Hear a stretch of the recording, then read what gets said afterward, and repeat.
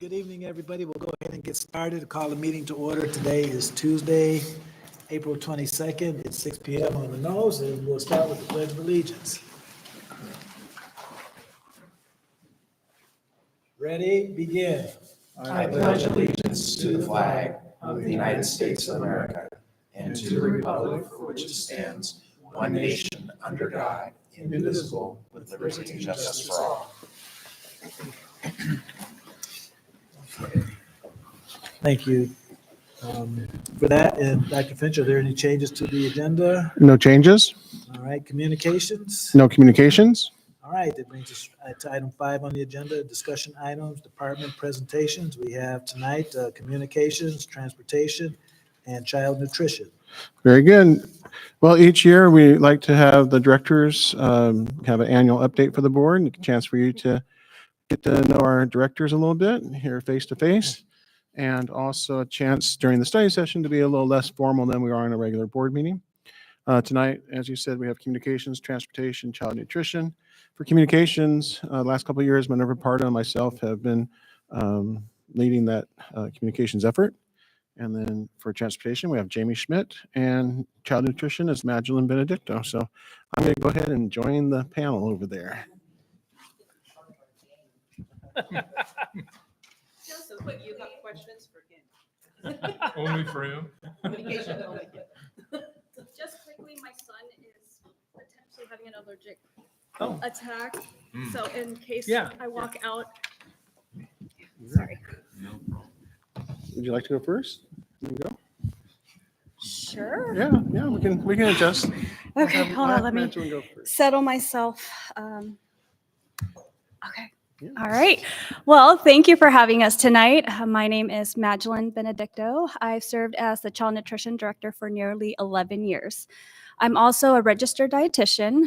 Fun fact for our newer board members, I actually completed a dietetic internship rotation in 2012, not knowing I'd eventually return as director. It's been an amazing journey this last 11 years serving our students and the community of West Valley. Kelly Cadusto, she stepped into the coordinator role this year. However, she's been with our program since 2017 as the production manager. Kelly's experience and practical approaches helps balance out my big ideas and keep things reasonable. Lori Munoz, our incredible secretary.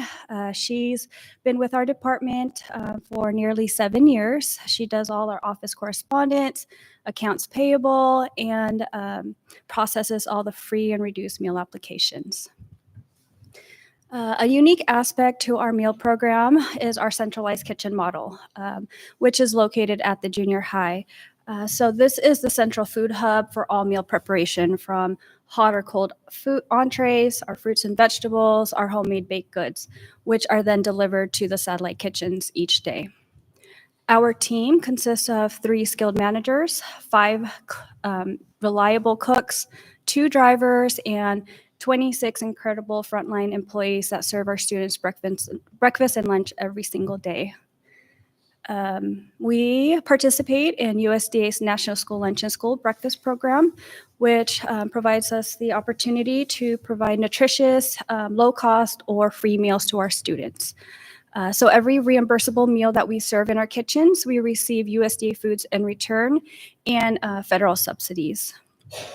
As research shows, students who eat school lunches or school meals tend to have better diets than those that don't. And so we're proud to be part of that.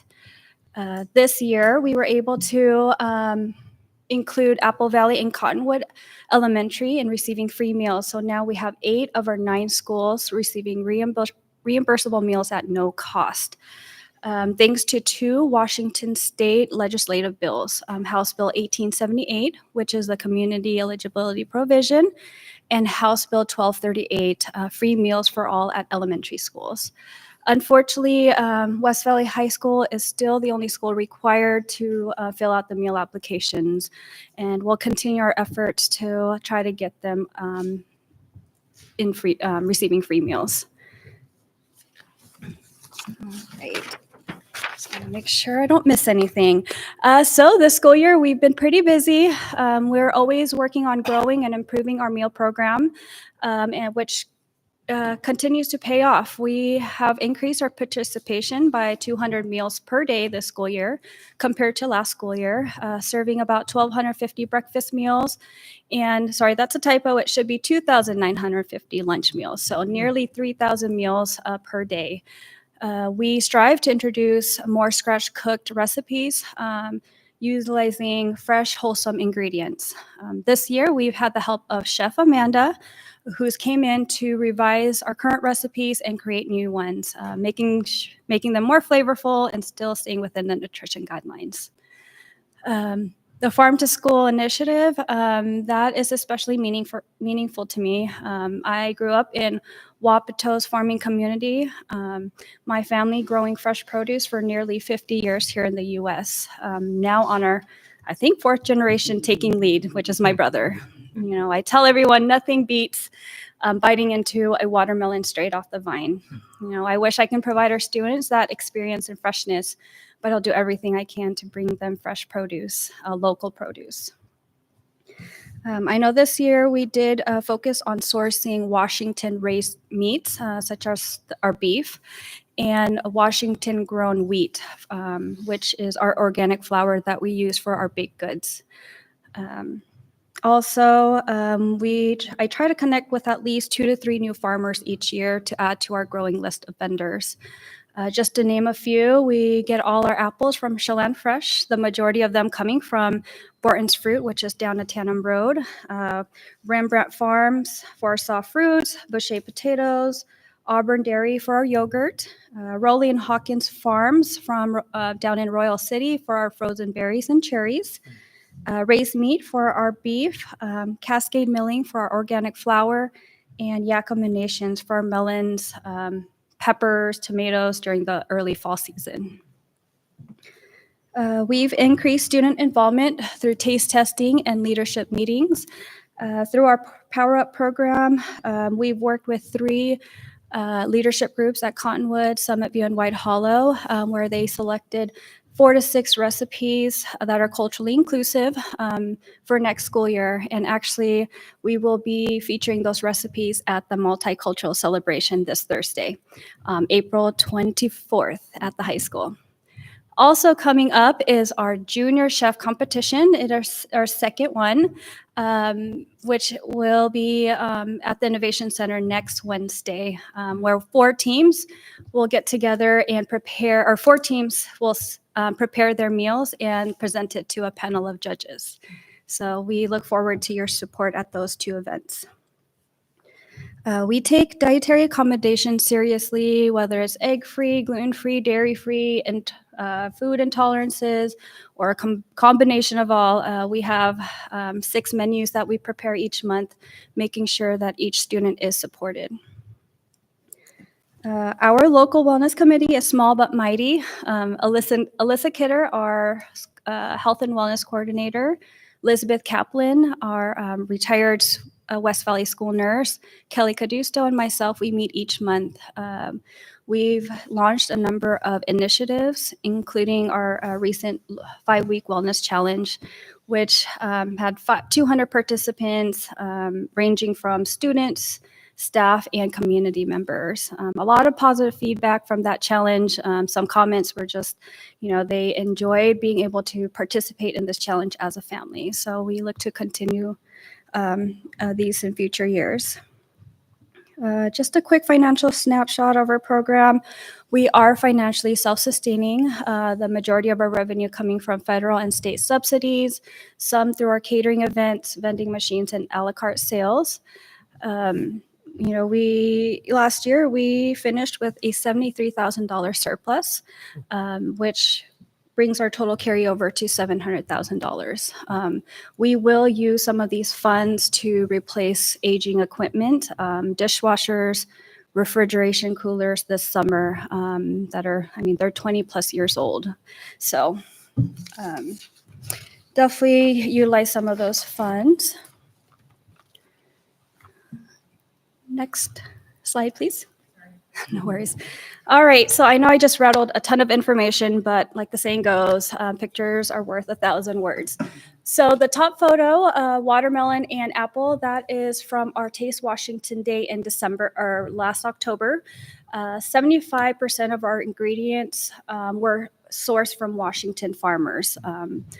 Also, the salad bar down below was taken at Innovation Center last month. If you haven't visited our school kitchens, we have salad bars at every single kitchen where students can come in and self-serve their fruits and vegetables or the help of our teachers. There's 2 photos there of taste testing events, one at Conwood Elementary, and I believe the other one was here at Apple Valley Elementary that we did last fall. The top photo is one of our cooks preparing our kale and potato soup in our 125-gallon steam kettle. That equipment is used for so many applications, spaghettis, chilies, in our well-known turkey gravy. Usually it's up to the rim of that steam kettle. So, and then the last photo is our chicken yakisoba that will be featured at the multicultural celebration. Awesome. All right, so what does the future look like? I mean, we're focused on continuing to increase student participation. When more students eat school meals, we know they are getting the nutrition they need to learn, grow, and thrive. We're always continuing to improve the quality of our school meals, making them more nutritious, more appealing, and more culturally inclusive. Again, we want to increase our nutrition, or we want to go out and do more nutrition education in the classroom. Just educating our students, the understanding of where their meals come from. Also, we want to look into improving food waste, just exploring creative ways to reduce and repurpose the foods that we prepare.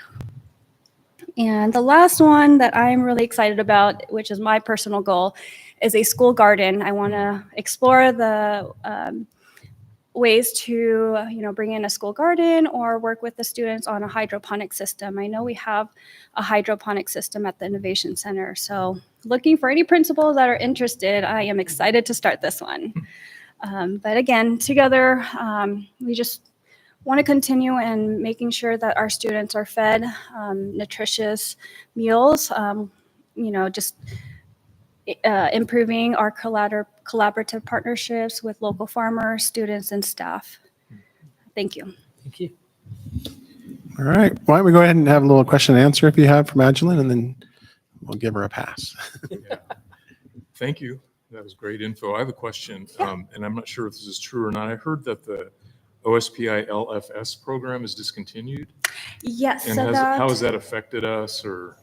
So it does affect us because I allocated quite a bit of money. So each year we get, it's called entitlement dollars. So it's based on our total meals served for the whole school year. And we get about $250,000 to $300,000 each year.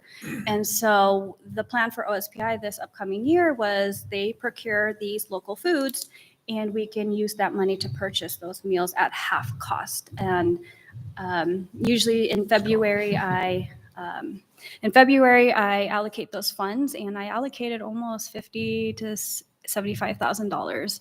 I mean, it's raw meats, frozen fruits and vegetables. I mean, it's a great product, and so unfortunately, it does affect it because it was contributing to our scratch meals. Yeah, that was sort of a COVID program, wasn't it? Yes, it was. It's just faded out in March or something like Mhm. that. Yeah. Yes. So, but yeah, we'll find other ways. yeah. Well, thank you for what you do, Magdalene. Magdalene, is that how you say that? Yes. Pronounce that? Okay, I just want to make sure. And I love how you're sourcing so much of it locally. That really is encouraging to hear so much of it coming locally. And remember back during COVID, it seemed like it was just hard to get food. And I was curious on the junior chef competition. What age? Do you have a lot of students there? We opened it up to 5th grade and 12th grade, and then we had to select 4 teams because our Innovation Center only has room for 4. There's 4 stations, so we received, I think, nine recipes this year. that's cool. Yeah. Yeah. And I think partnering the hydroponic system with this, I think that's a great idea. I know I went through the Innovation Center and I saw the students that the hydroponic systems that they made, and they all look different depending on the students that made it. But I think it's just another way to extend their own education and then to see how they can actually use that to feed. Exactly. So I think it's a great idea. We use a lot of lettuce, so if we can get lettuce, that'd be great. Wow. Thank you. Magdalene, I just want to say thank you so much for being so creative, so resourceful on all of those things. It's really encouraging to hear. When you're thinking about spending the money this next year for replacements, do you know about how many replacements will be made or how much total? Right now, so we're replacing Cottonwood dishwasher. It's our oldest dishwasher in our district, and then the refrigeration unit at Innovation Center. So that will be $60,000 for the dishwasher, including installation, and probably about $20,000 for the refrigeration unit. Awesome. So it adds up quick. Yeah, absolutely. Well, you're doing There's a a great job lot saving. more equipment I'd like to replace, but we're taking one step at a time. Thank you for all you do. Thank you. No questions. I just have one, like my colleagues here, thank you very much for the job you do. It's really important. It's great to see that you do it with such passion. My question is, I'm just curious how long it takes to prepare all those meals. And I noticed how many years, I guess it was a surprising number to me. So you prepare that many every day, and that's I'm just curious from start to finish, how long does it take to really put all that together? Yes. It's a 2-day, depending on what the recipe is. It's usually a 2-day process. So the day before, they collect all our ingredients, and then they come in at 5 a.m. Yes, 5 in the morning until, gosh, we are loading the trucks 9:30, 10 o'clock. Wow. So 4 hours, just depending. Turkey gravy takes 3-4 days. Zombies take about 2-3 days. So, yeah. Love zombies. Yeah. Sure. I saw there's some leftovers. What happens to the leftovers? Unfortunately, it does go in the trash because I know one thing that we have been doing the last couple of years, like especially during holidays, we've been collecting any leftover produce or milk and donating it to Camp Hope. But because of federal dollars, we can't just give it out or. I was wondering what happens. I know there's always leftovers, at least in my household. Yes. So you can't imagine. Well, we do our best to forecast as best we can. Okay, I'm wearing different hats tonight. So under communications, I know that in the fall, we had OSPI come and visit because I posted an article, but maybe you can share a little bit about that visit from OSPI and the award that was given to West Valley. Oh boy. Okay. So OSPI came on Taste Washington Day. So it is a state kind of celebration for our local farmers. They just came in and celebrated with us as we served our students. Like I think we had local watermelon from Yakima Nation Fruits. We had our apples. I think we had the white bean chicken chili. We sourced the beans from Washington. So it's a really fun event, really inspiring. Just validating to know that we are doing what's right for our students. Also, we received a national award. It's called the Healthy Meals Incentive Recognition Award for our, we call it Innovation for Preparation. And so I don't exactly know how we received that award, but we did. So really excited about it. All right. Well, thanks, Magdalene, and we'll go ahead and give you a pass and you can head out. Thank you so much. All right. And we'll go ahead and circle back to communications. So that's back to the beginning. And so like I said, last couple of years, Minerva and myself have been the go-to people for communications. And then we have been continuing to contract with the field group. So the really nice quality work from field group is great with our monthly electronic newsletter. And then every other month, we also send home a flyer in the mail that goes to all of our citizens in West Valley. So really appreciate the work that the field group does. The Minerva is becoming quite a wizard when it comes to Canva, I believe it's called. She's doing all sorts of nice job with the posters. So she'll send me a poster and I'll post it to the website. So I've been updating the website with the news articles and with the different announcements and such, but all the creative side of things comes from Minerva. So I'm going to go ahead and turn it over to Minerva because communication is more than just the information and articles that we publish, but there's two-way communication that we're really focused on in West Valley. And a big part of that is the work that Minerva's been doing for two-way communication and getting input from families and taking that input, sharing it with the administrative team and helping us to get better at what we do. So I'm going to turn it over to Minerva. Yeah, so, we have been using Remind as a way to communicate. Um, Even though it's a great tool, I think that we were over communicating. We were sending too many messages. And so I'm really excited now that we have Parent Square. Parent Square just sends a digest of all the messages that we have. So I can get really happy sending all the messages through the day. And then I know families are just going to receive one per family with all the different pieces. What he was also talking about is the Canva. And so every flyer, I have fun creating the flyers. I'm getting better at it every time I have to think about something. And so I create colors. And so we try to make it fun. I've been taking a lot of trainings that Parent Square is providing, so we can probably improve on having more newsletters. I sent one newsletter just to check how it worked for the multicultural celebration. And I also send a post. So I'm trying to learn more so we can take the best out of Parent Square. Parent Square will also help us, for example, for the Family Connection Department. When we have to schedule conferences, we have to make the 340 phone calls. And now I think that we are going to be able to use Parent Square to schedule conferences. So I'm really excited about how that's going to work for Family Engagement Week this coming year. Another big piece when we talk about communication is those community cafes. So we had a community cafe at each of the schools. Some had great or very significant attendance, some didn't. And that's part of the business. Sometimes we have a lot of people that want to share their concerns or their celebrations, but community cafes, it's something we are looking for different ways to bring more families to the conversation. It's important to know what they have in their mind because this is a work that all of us have to work together on, right? And then we have the very important information from CE, Center of Educational Effectiveness, and we take a look at that on the piece of communication to guide our steps. So when we think about steps, we think about the future. And for the future, we want to continue with the newsletters and the mailers. I think we have found those to be very effective. And we want to expand on community cafes. What that means is we are now, I started with community cafes with migrant program. Now we have community cafes with Native American, and we are going to have community cafes for multilingual. We want to have community cafes for highly capable, for different programs, so we can have more feedback on different topics and target different groups. We also try to have one for the neurospicy parent group.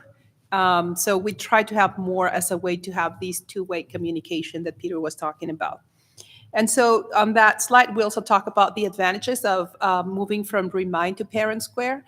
Of course, changes cause uncertainty and everybody's worried, right? Oh, no, I don't want to move from Remind. And I was like, please, yes, let's move from Remind. Everybody sees my name, they hate me. I'm not kidding you. I went to race one day, and you know how you get your points? And then they said, so what's your name? And I said, Minerva Pardo. And they said, oh, you are Minerva Pardo? Yeah, I'm sorry. So we want to link Parent Square to social media. An advantage of Parent Square is that when you post something, you can also link it to social media. And we are going to be using sites, which is Parent Square website. So that's another advantage. Everything's going to be more integrated, yes. So we are going to be using sites for our websites and continue with Parent Square. Now, everything you put on a calendar on Parent Square, it's going to be automatically on the website as well. So that makes our job a lot easier, a lot more practical. And another tool that we have with Parent Square, and believe me, I don't work for them, so I don't get a commission, but we can also send polls, right? And so we keep saying, hey, we need to survey our students on these or so. We can do polls as well with Parent Square. So I'm really excited about that, about all the different tools that we will be using with Parent Square. But baby steps. We're just learning how to take advantage of it. And at least I'm excited. We're just sending one message a day. And Minerva did mention that number 4 there about moving the website to Parent Square. So we became aware that our current website was becoming outdated with the new technology that is available. It was actually going to cost some money to request some updates to the website, just functionality. So we met as a team and decided, well, rather than pay money to try to update this kind of at this point almost antiquated website, that we should look at other options. So I really appreciate the IT department, and Tyler Vesh led a team and had teacher voice and administrators, and was able to review all the different options that were out there. And it did make sense to go with Parent Square since we're using that for our communication tool as well. So now it will be integrated with the website, and we're looking forward to a launch next fall with the new website.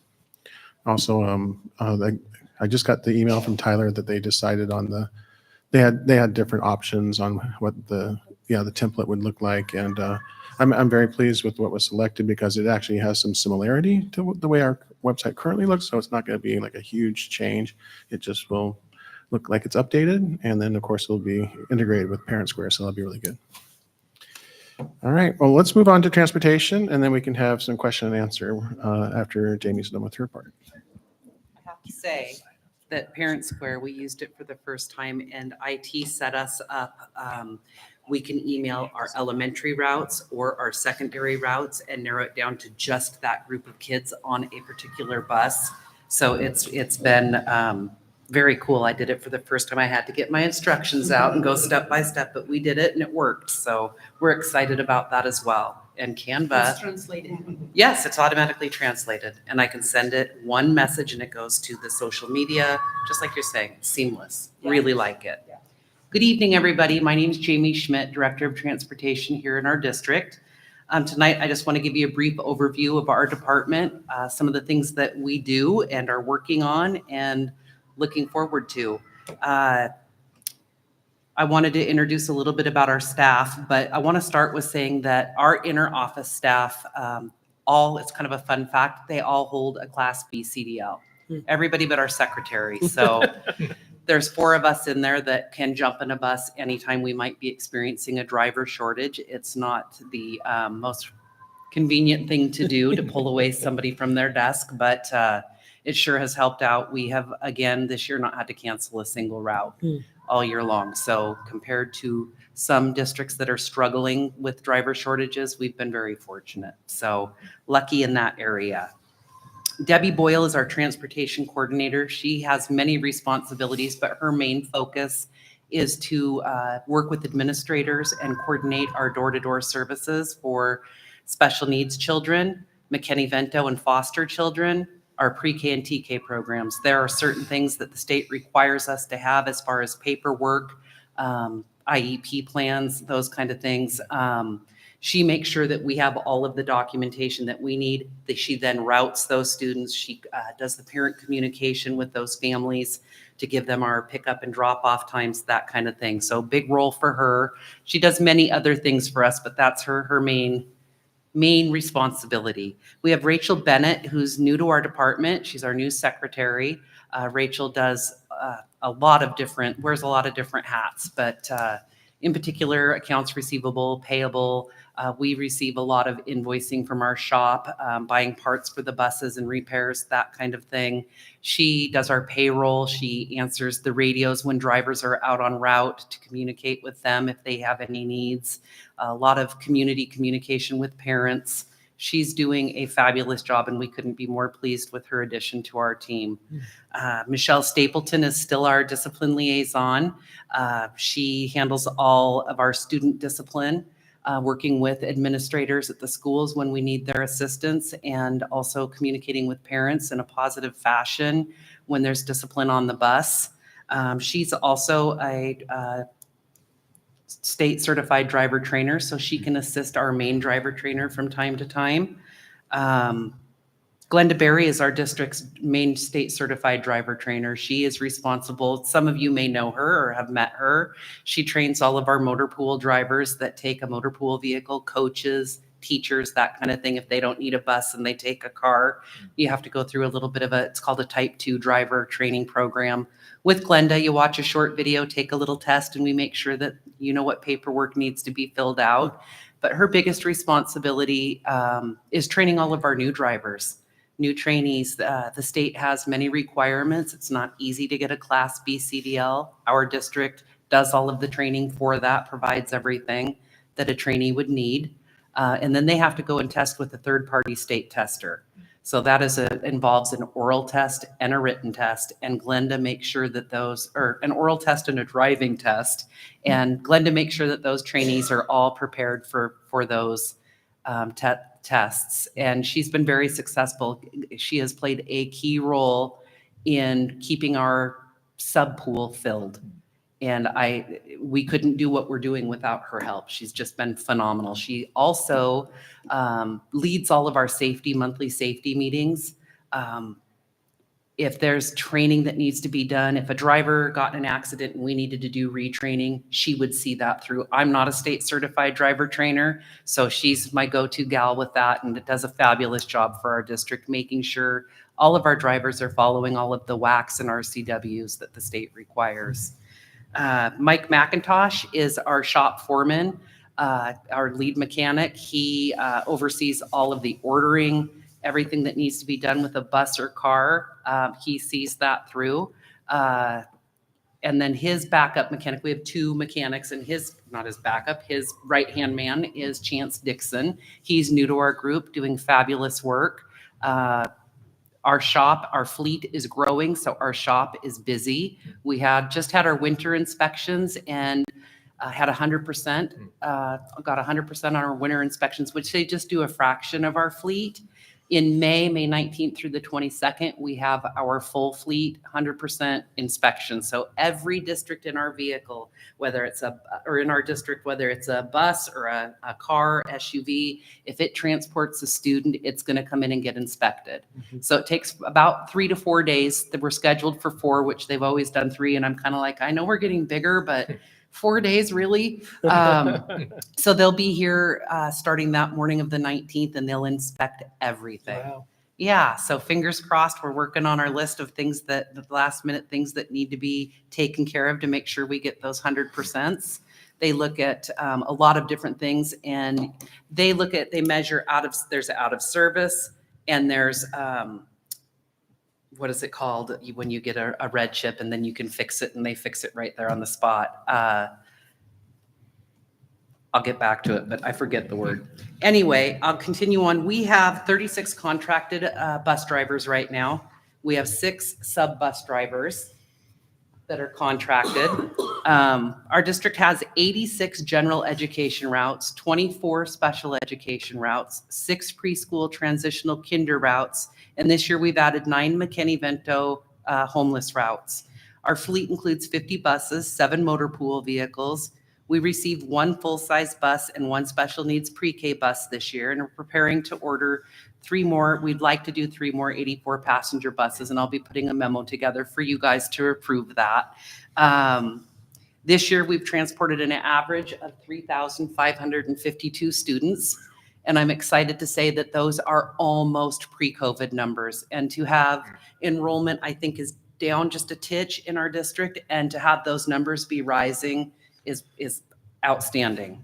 Our funding, and the reason that that's outstanding is that our funding is driven off of our student ridership. We make about 2,000 bus stops daily. Our department's funding, like I said, is based off of student ridership. Ridership numbers, we count 3 times a year and report to OSPI. I report the latitude and longitude of every single bus stop in our district. And then they look at how many buses does it take to complete those stops. And then they come up with an efficiency rating that looks at our expenditures and the number of buses we operate. And they come up with a formula that gives us our efficiency rating. And our efficiency rating, again, this year is at 100%. That means we're doing something right. This year, transportation, like I said, the efficiency rating's at 100%.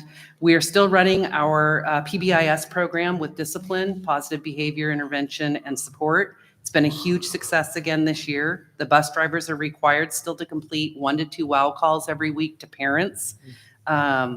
We just want to be able to build our positive communication with the community. We don't like making negative phone calls home. We want to build those kids up. We are also doing Rider of the Week. They get a little certificate.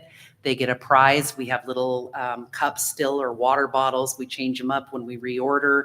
They get that prize. They get recognized. We do a Rider of the Month. They get a picture taken with their bus driver, and that gets presented at the elementary schools, posted on a cork board or a bulletin board. They get presented at the assemblies.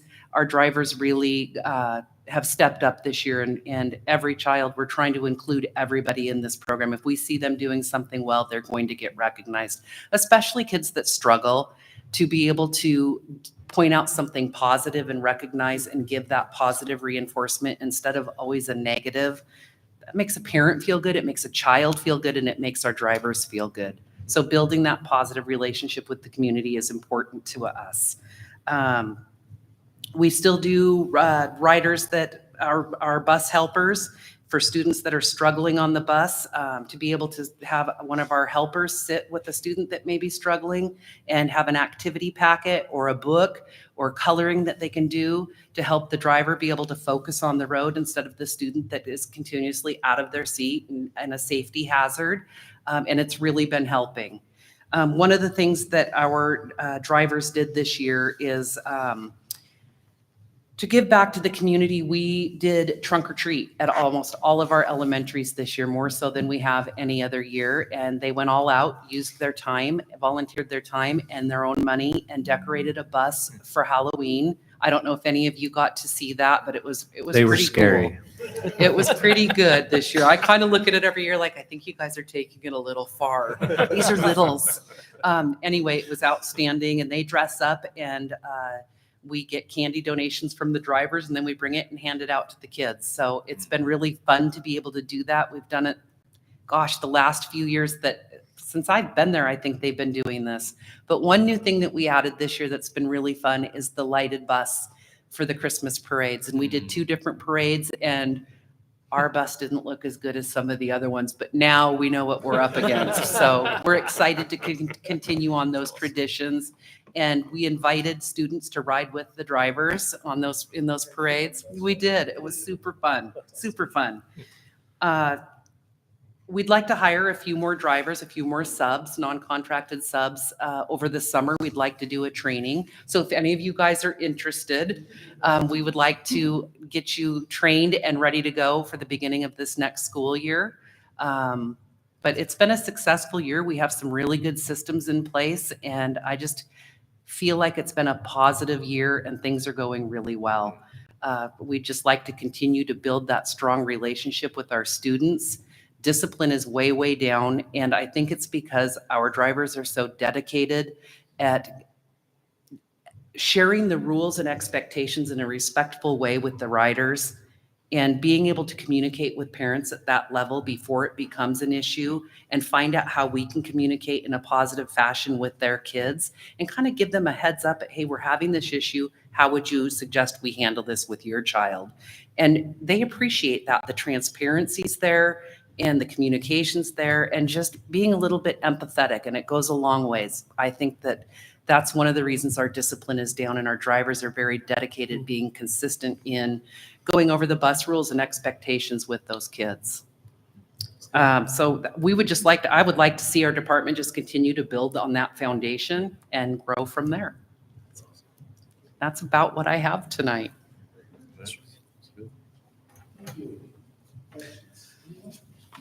Well, go ahead, Steve. I was going to, no questions, but thank you so much. I love all those 100%. That's really cool. I mean, to have that kind of It's a lot when you have that, efficiency. and what they go through. That's a and lot of work. Our Yeah. mechanics just, they do a tremendous job. One thing I forgot to add, and I do this every year because I ad lib instead of reading my notes, and I get back in the car and I'm like, gosh, I forgot to say that.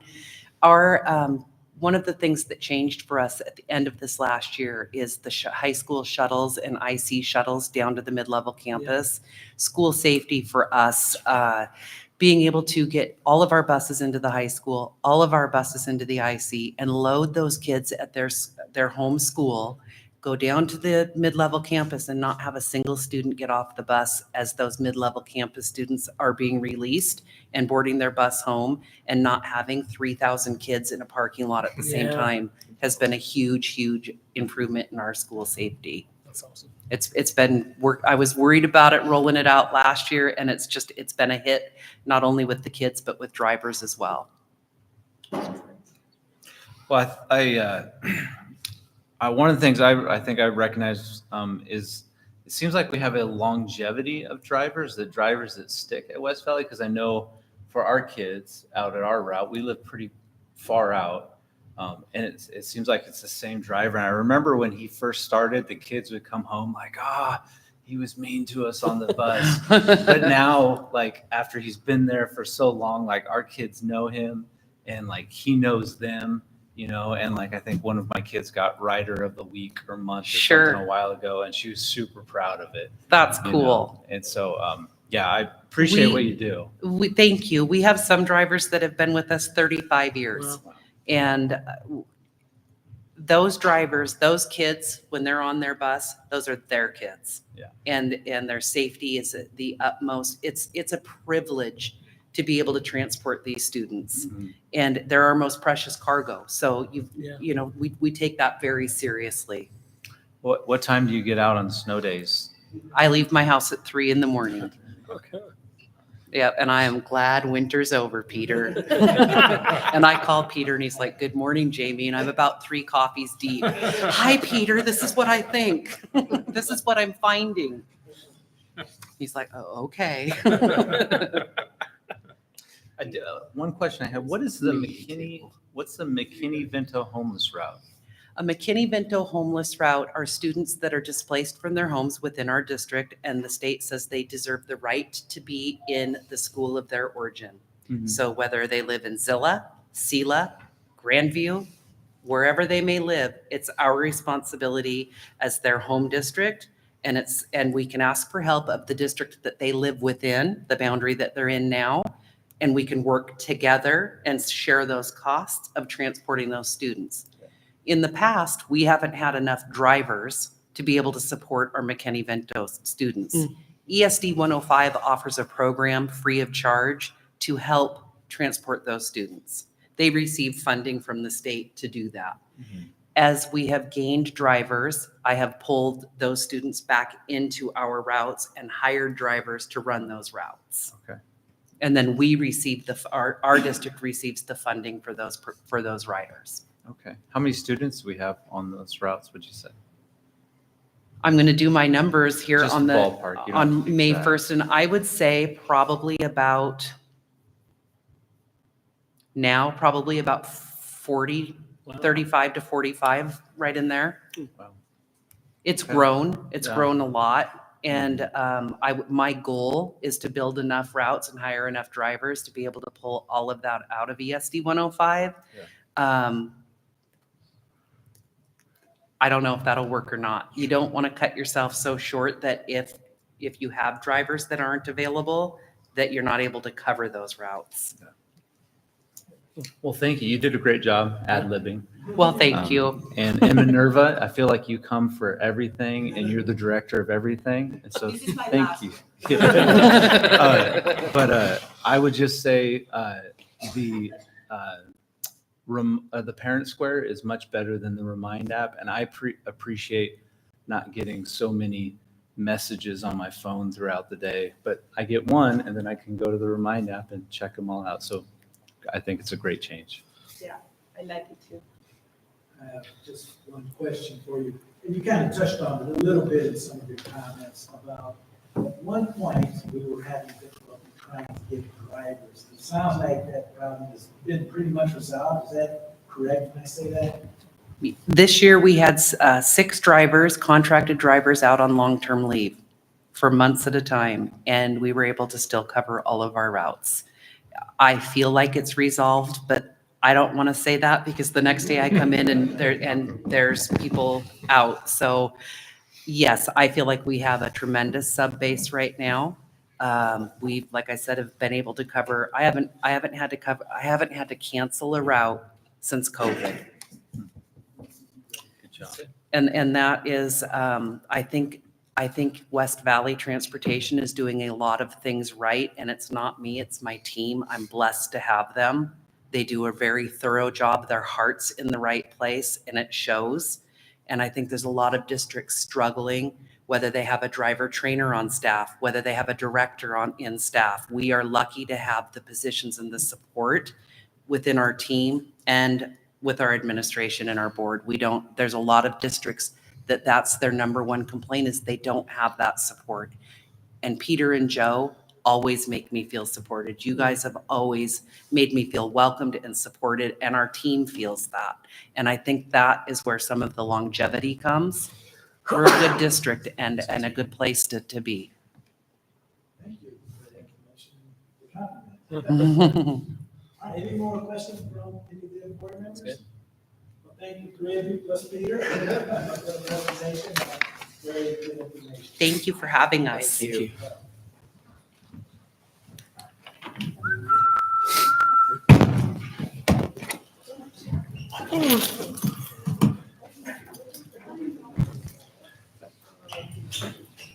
The lights off and we're not. We can go ahead and, unless Peter, you have anything else, we can go ahead and adjourn the study session. It's 6:46, so we've got a few minutes, 14 minutes, and we'll start promptly at 7 p.m. for the regular board meeting. Thank you. I'm realizing I'm the only board member without a student. Should I ask? Yeah, Minerva.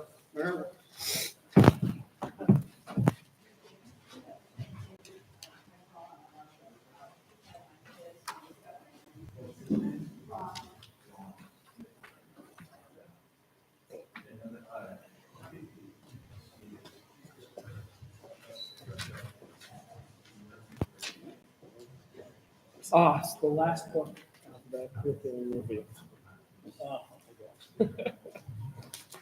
That's one of those school jobs. There's never enough time in the No pun day. intended, right? Yep.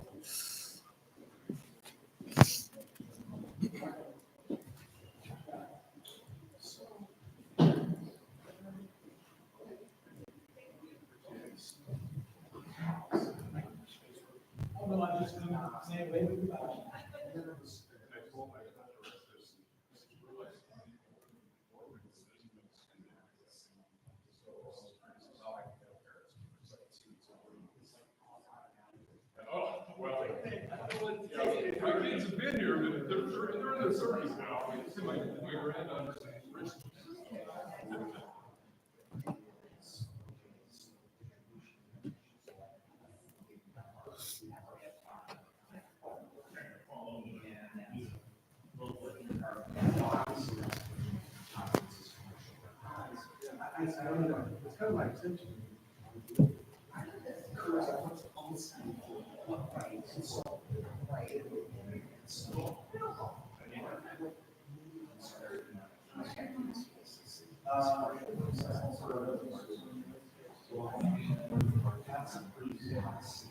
Yeah, I didn't go in the back. I just had a lady.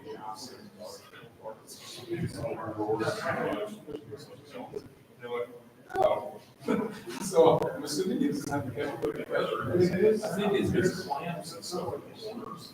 Like if you put the pipes come together, there's like there's the pipe and there's a bunch of wires that stretch the fence. But I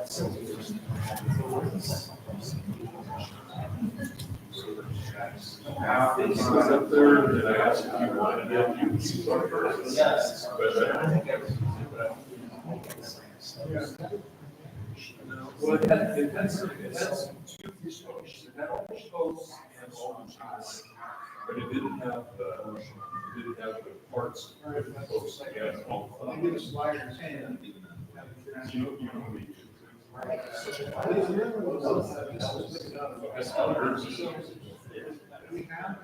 well, and the only reason I asked is that you gave it to somebody and they just have it sitting in their garage. They would go to parts. Before I throw it out. So you know what's happened, I've had it for years, and I'll throw it out, and you're going, I know who I gave it to. Well, they haven't done that. But, I mean, you gave it away. So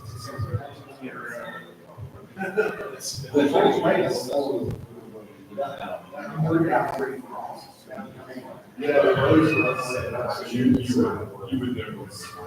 Because I remember, I think I said like, No, I said, I take it back, and I said, we get some studios.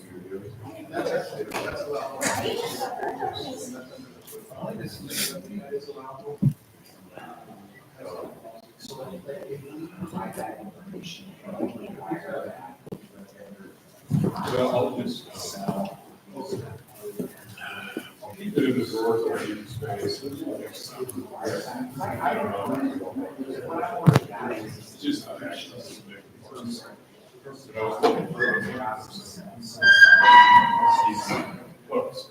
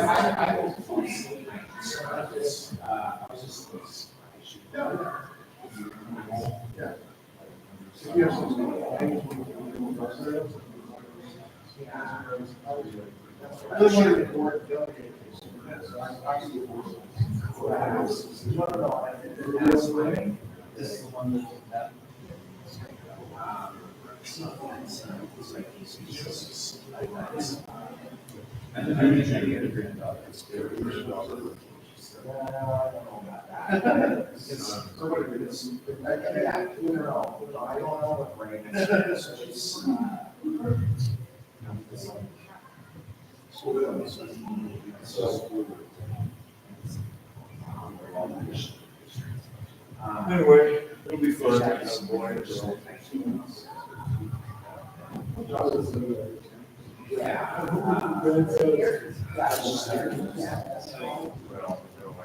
Well, my son, he's my granddaughter, was the first girl.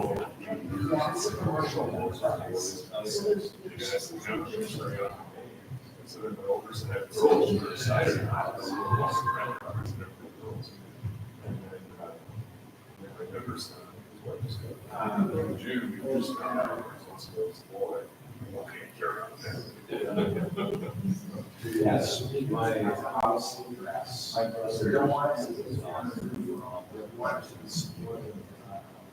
She got it.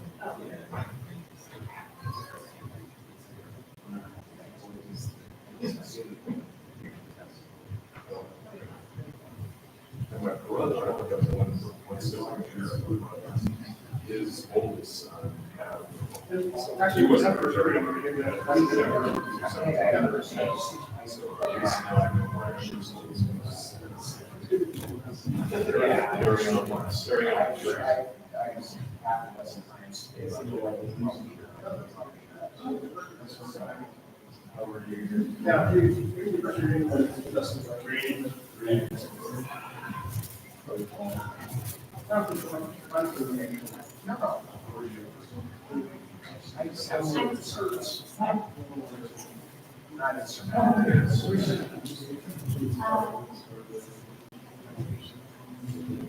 Had some issues in the past, not necessarily on the commercial She says, I'm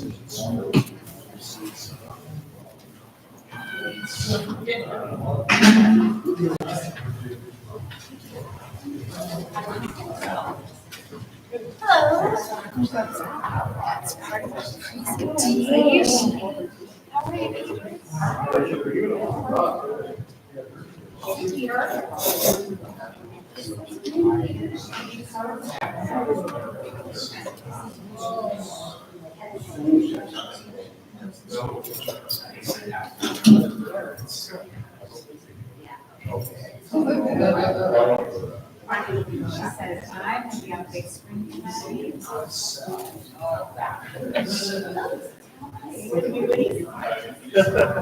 Looking good. So you'll need someone to press your button.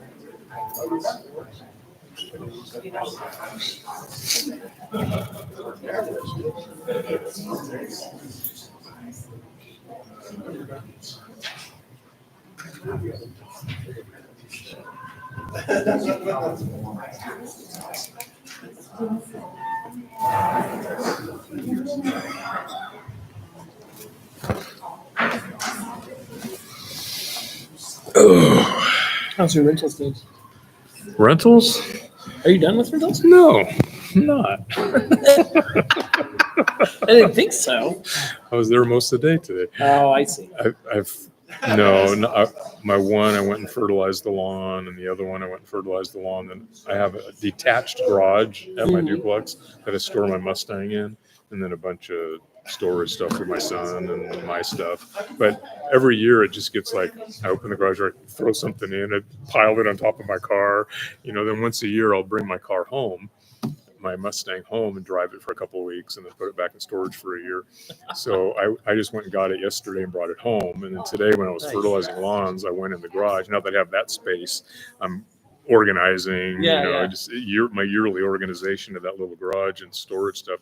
But my son has a few things in there. And I go, look, you've had this easy chair in there for like however long. I go, are you going to use it or not? And he goes, no, go ahead and donate it to the mission. Nice. So I got that out of there, but he's got a couple other things in there. It didn't take up a ton of space, but I'm happy to store it for him.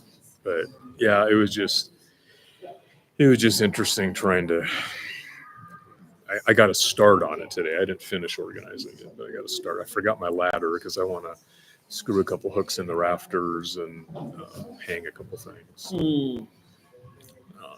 I don't know. I'll keep them. I don't know. I'm at that point in my life where I'm starting to toy with selling them.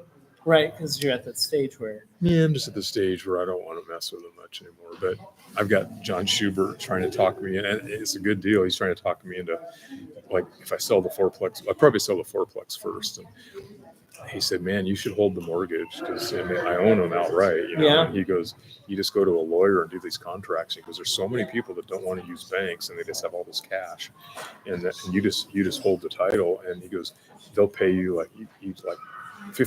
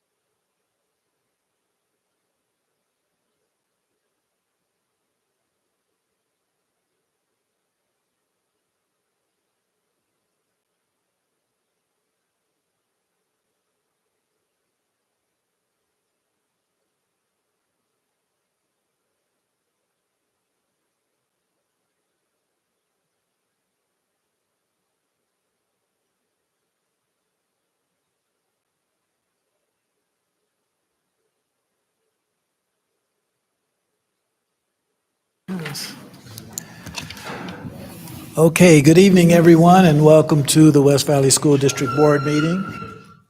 Today is Tuesday, April 22nd. It is 7 p.m. We'll go ahead and call the meeting to order, and we'll begin with the Pledge of Allegiance. Ready, begin. I pledge allegiance to the flag of the United States of America and to the republic for which it stands, one nation, under God, indivisible, with liberty and justice for all.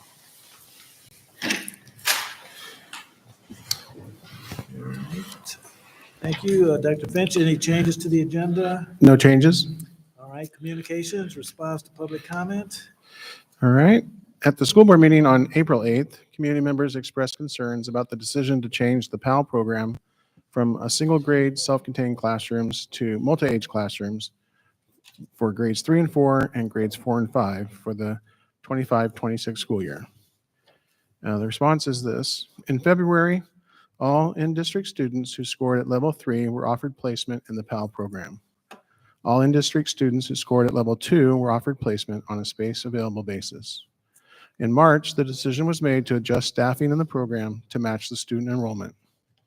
If a family chooses to keep their student at their neighborhood school, the student will receive highly capable services through differentiated instruction in their regular classroom.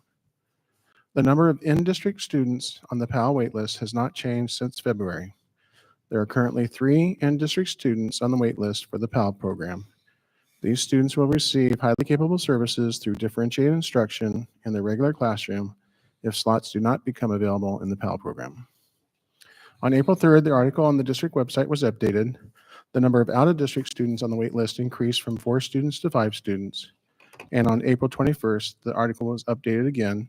The number of out-of-district students on the waitlist increased from 5 students to 6 students. The 2 teachers who will teach the multi-age classes for the PAL program for the 25-26 school year will be provided release time this spring and additional work time in the summer to work closely with the program coordinator to develop a scope and sequence for project-based learning.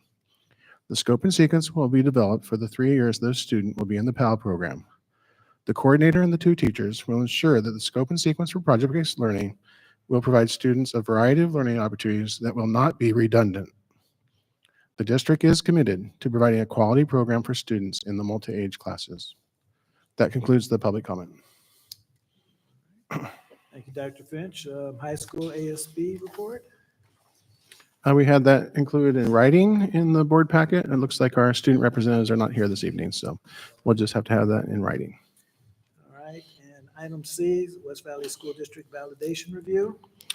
We just shared that there was a validation review for our child nutrition program from OSPI, and there was no corrective action that was needed.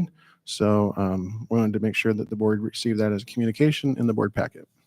Great. All right, and moving on to item 6 on the agenda, school presentation, Apple Valley. Heidi? Yep, very good. So All right. every year we visit the schools once throughout the year. I went one time at each school throughout the year.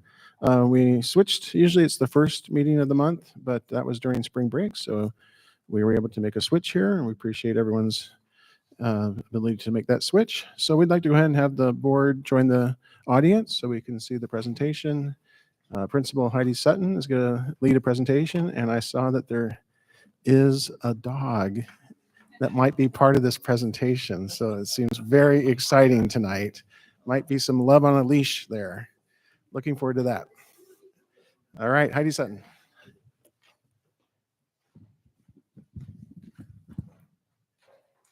All right, good evening.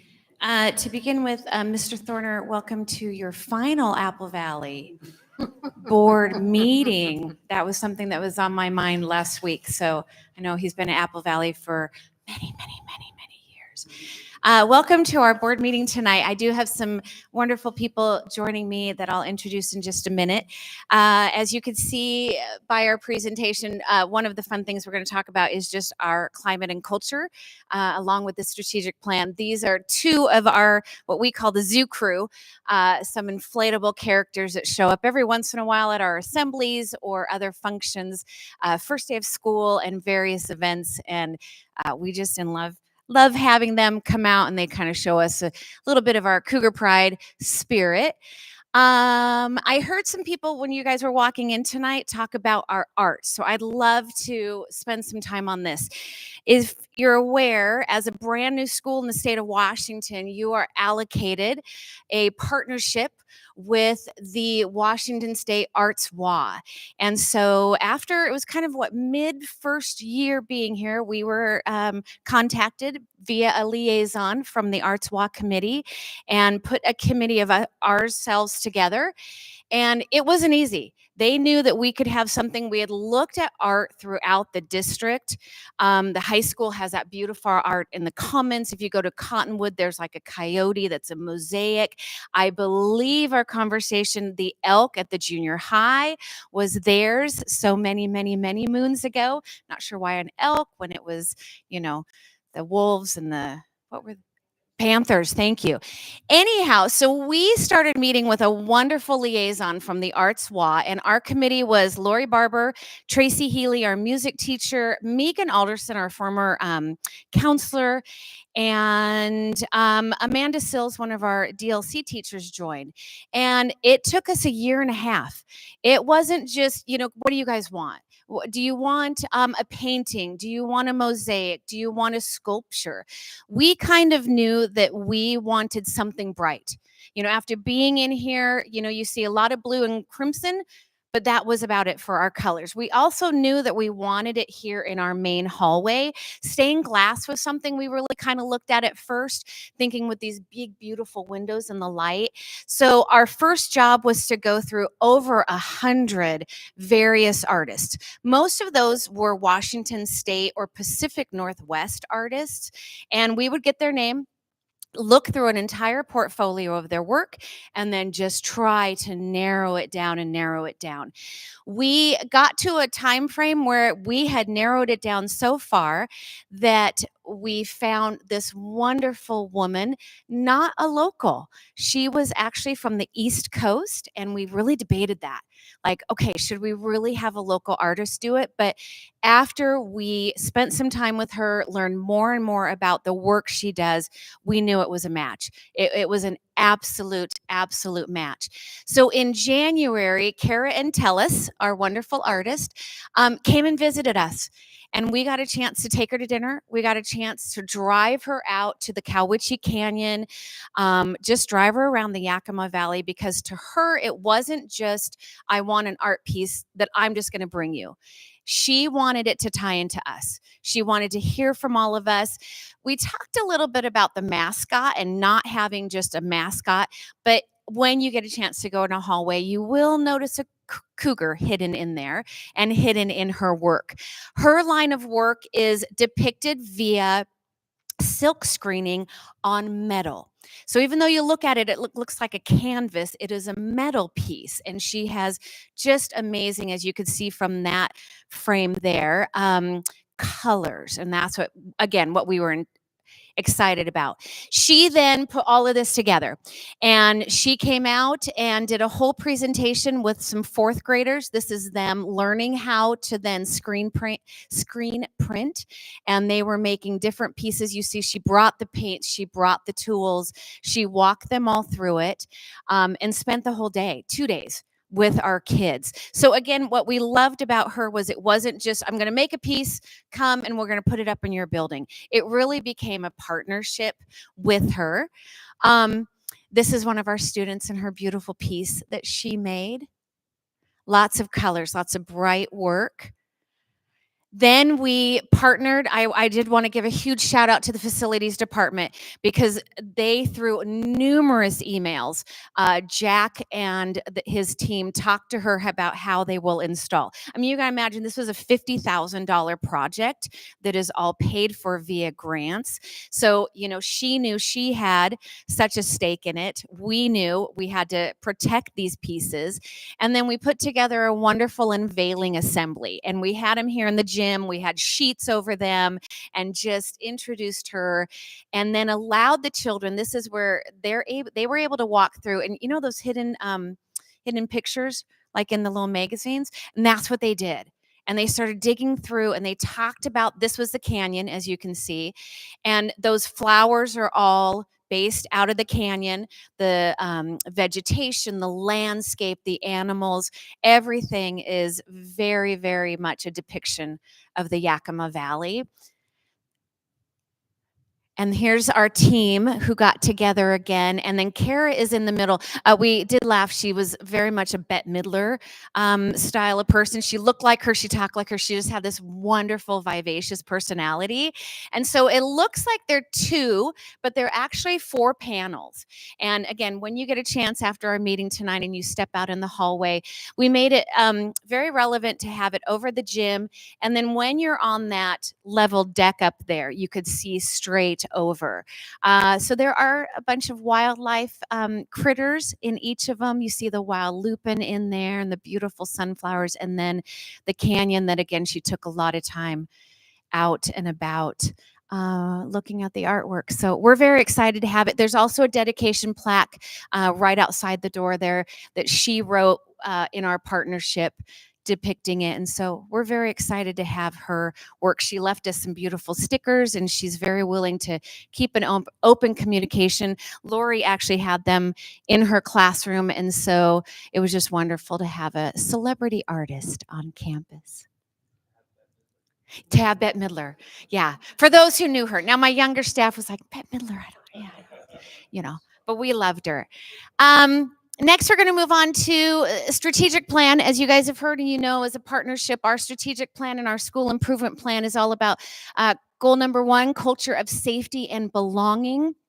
And then the strategic plan, the vision of student experience. We belong, we are supported, and we are learners. And so that's what our presentation will be about this evening. Increasing the percentage of students feeling a sense of safety and belonging. Through our survey that all the schools got to take again in November with our families, we focused on the main ones. I feel safe at school, 83%. I enjoy coming to the school, 82%. In the same survey, families shared that teachers have a high expectation for student learning was a 92%. And my students feel safe at school was a 96%. Supportive learning environment, 96, and high standards and expectations, 89, and families feel welcome at school, 93.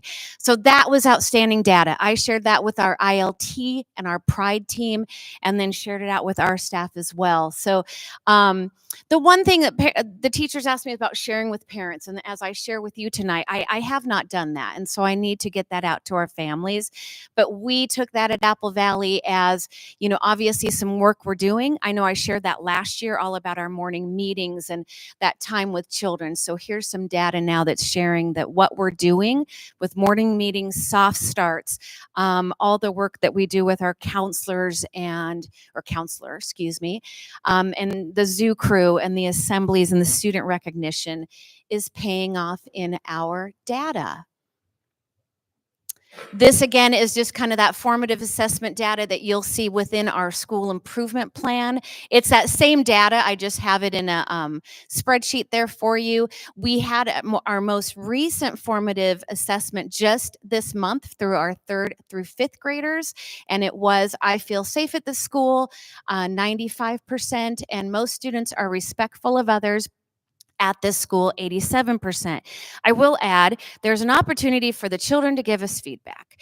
It is the most entertaining feedback you can have, because along with the most students are respectful of others, I ask them, what else could we be doing? What else would help you along that? Here are their options. Swag bags, a cookie every morning, t-shirts, very extrinsic, right?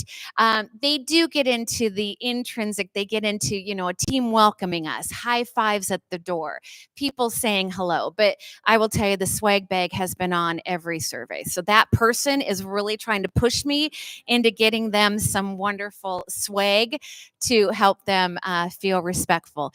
But there's also some very honest information on there. There's some where they speak specifically of a teacher and how great they are. They speak specifically, not naming kids. I really haven't seen that where they're, so-and-so. But when they speak about a recess situation, as elementary principals, we talked about this a lot, that I feel safe at school.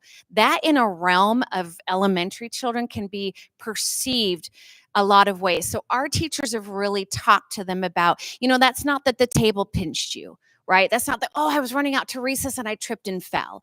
This really is about you as a whole person. And do you feel safe? Do you feel protected? Do you feel like you belong and are a part of the school? And so you could kind of see our data. You see from, that baseline in 23 and how well that's jumped. But we also have a lot of observations from the children of things that we need to work on, and just making sure, that they do feel good about coming on a daily basis.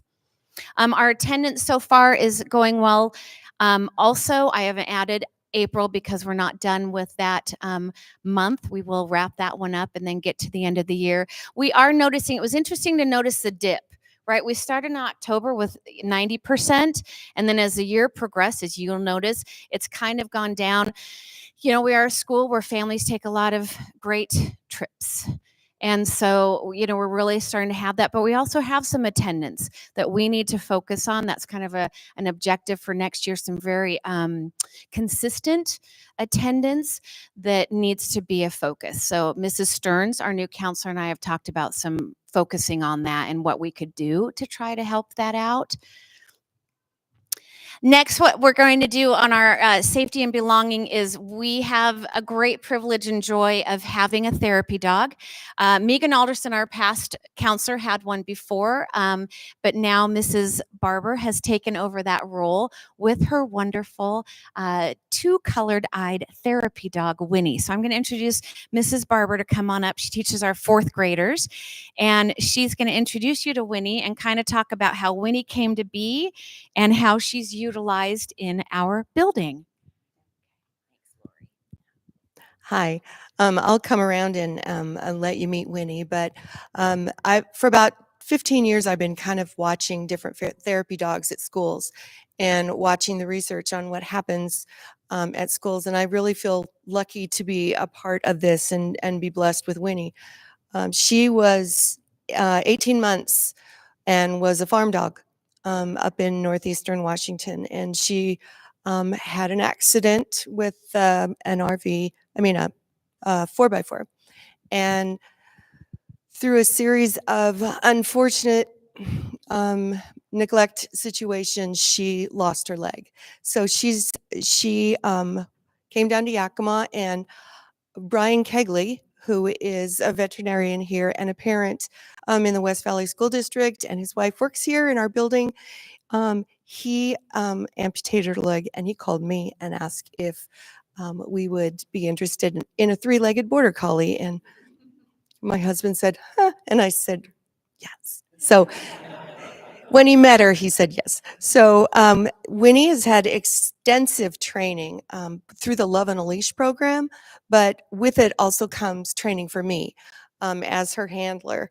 To be a Love on a Leash dog, a therapy dog, she had to pass through the leadership classes, the therapy classes. She had to get her AKC Canine Good Citizen evaluation completed. She had to pass Love on a Leash control evaluation, and then get 10 hours of supervised visits as a therapy dog. And she could not do her interning work here because I work here, and that's a volunteer organization.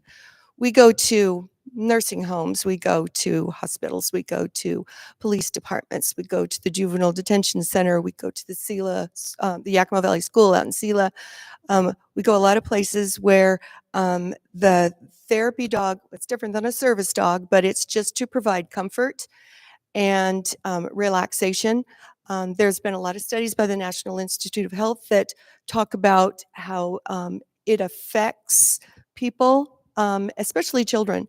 And I know that the dogs really don't have much reading comprehension skills, but having a child read to a dog, which we did this in my room. You see up there, the St. Bernard, that's that's Neoma. She is one of the therapy dogs, and we were culminating a unit on poetry. The kids chose their poetry, their favorite poem. So you've got these kids reading Robert Frost and Carl Sandburg and some pretty high level poetry, but they memorized them and they read to the dogs, and the dogs calm them. It's not easy to be speaking aloud in front of your peers, and this is something that's really calming. Winnie comes to school with me 3 days a week, and she is an absolute joy in the morning when she knows she's coming to school. She howls all the way here because she knows exactly what she's doing. She's a working dog, and she has to know the difference between working and relaxing. She's very on alert when she's here. She doesn't get that way until the first bell rings. Before the bell rings, she's running basically from room to room upstairs, greeting all the teachers with me. But then when the bell rings, she's on it. She knows the kids are coming in. She knows we have a job to do. She will. She likes you. She knows what she's doing all day long, and the kids in my room are very used to her. We go out to recess quite often, and the kids will all ask, "May I pet your dog?" Because they've all been trained on how you approach a dog. She walks down the hallway with me. She goes. She has to stand here in the back of the cafeteria. She can't go where they're serving food, but she knows the command "leave it." She had to work through. In the middle of the floor, one of the tasks was to, there were toys, food, tennis balls, just an array. And she had to walk through it with the command, "leave it." So in here, she knows she can't touch anything. In the classroom, she can't touch anything that's on the floor.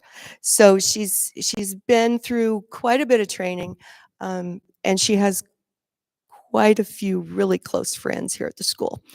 So she's a joy. We love visiting different places with her. We love coming to school, and I really love the benefit of having her here. And the kids just adore her,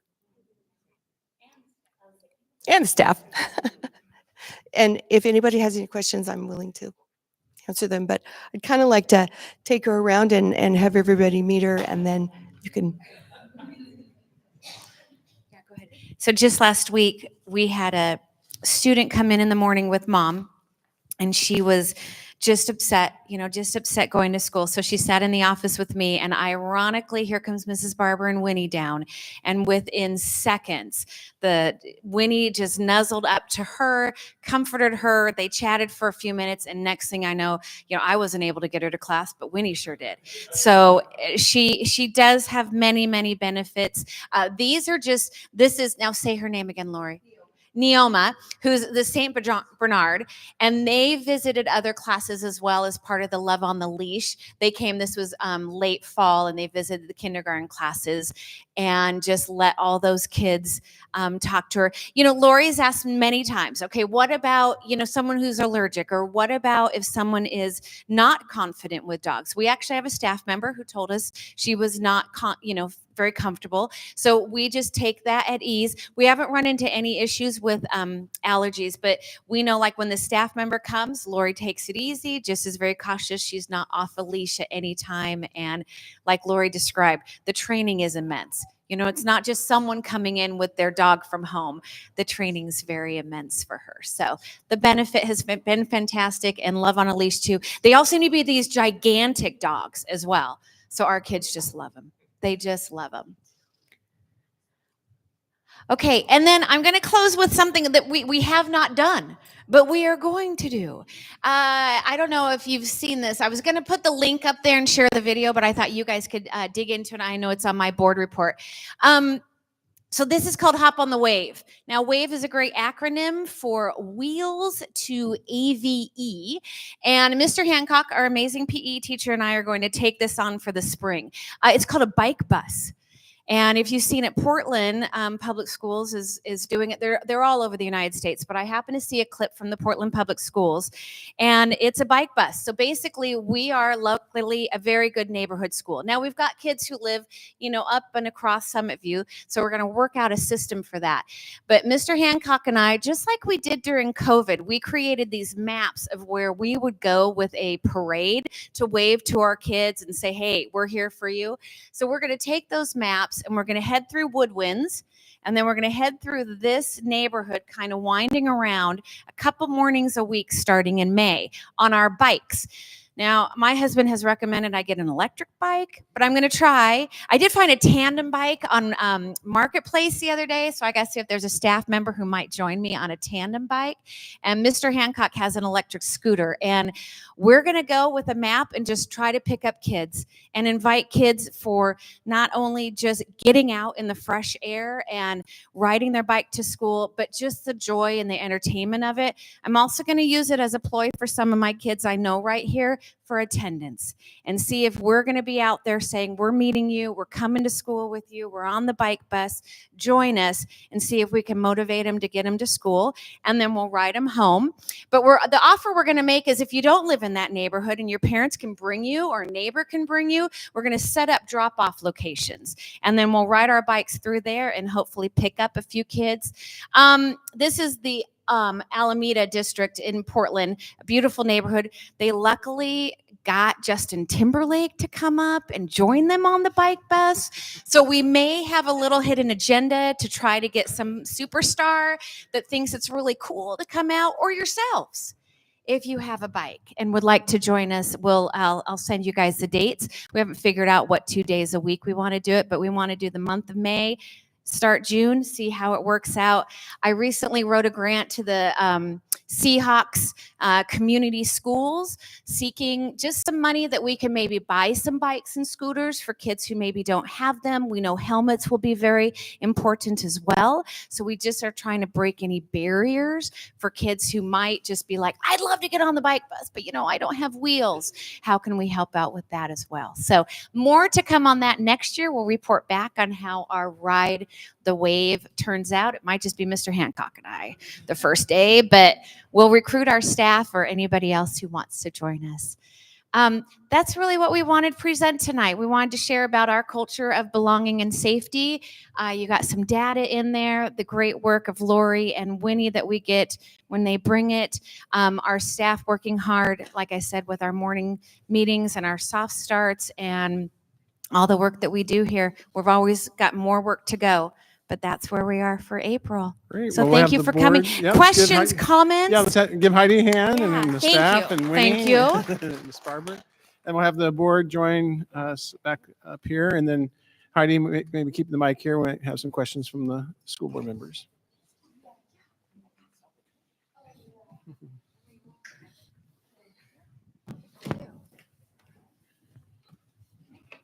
Mr. Thorner, you got a bike? You can come join us. Oh, like a going Mrs. Thorner has Mrs. Thorner. lots of bikes that I'm sure Okay. that cost more than most cars. But anyway, no, I feel like I got the full report Saturday night at Cowiche Canyon Kitchen when I had dinner with my nephew, who gave me the full report on Apple Valley. So I heard about it all. So thank you. Fantastic. Okay, you're welcome. That's awesome.